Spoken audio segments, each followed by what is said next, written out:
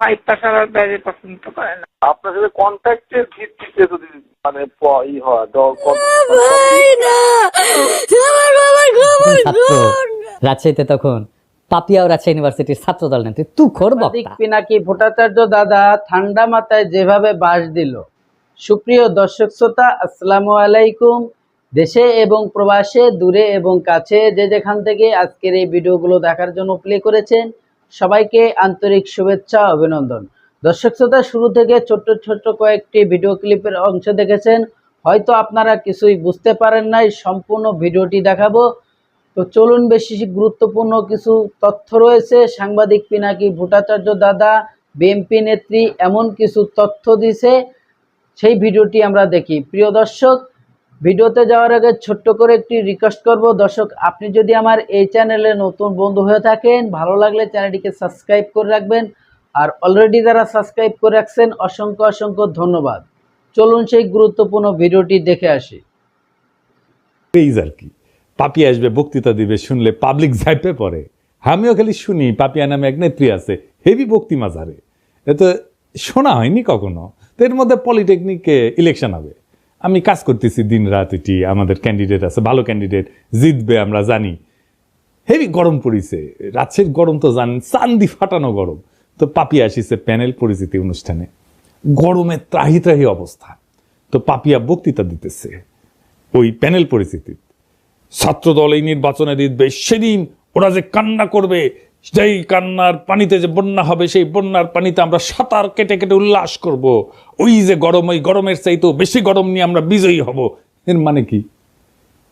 সেই দিন বাগে খেয়েছে, তারপরে 36টা বসন্ত পার হয়ে গেছে, তাও গরমের চাইতে বেশি গরম, এই কথার মানে বুঝি নাই।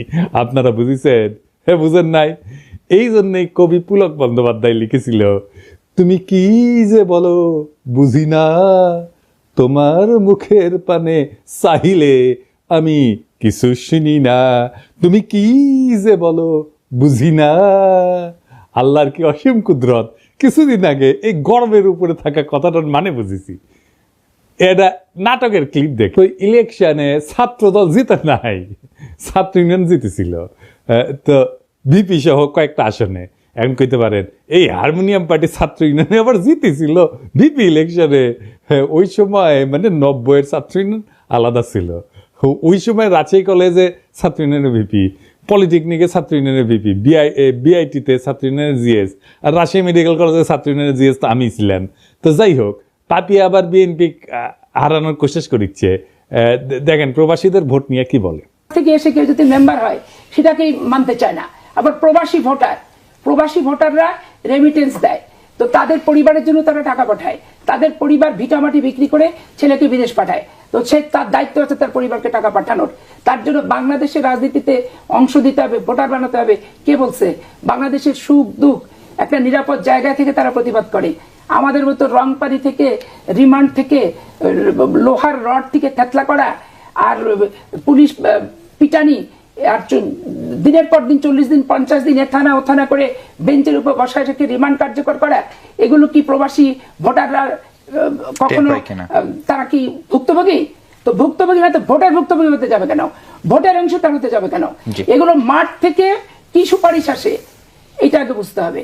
বিএনপির রিজভি ভাই কইছিলেন আওয়ামী লীগে কি একটা ভদ্রলোক নাই, কিন্তু রিজভি ভাই এরকম মূর্খ আর উন্মাদকে কেন দলে রাখিছেন?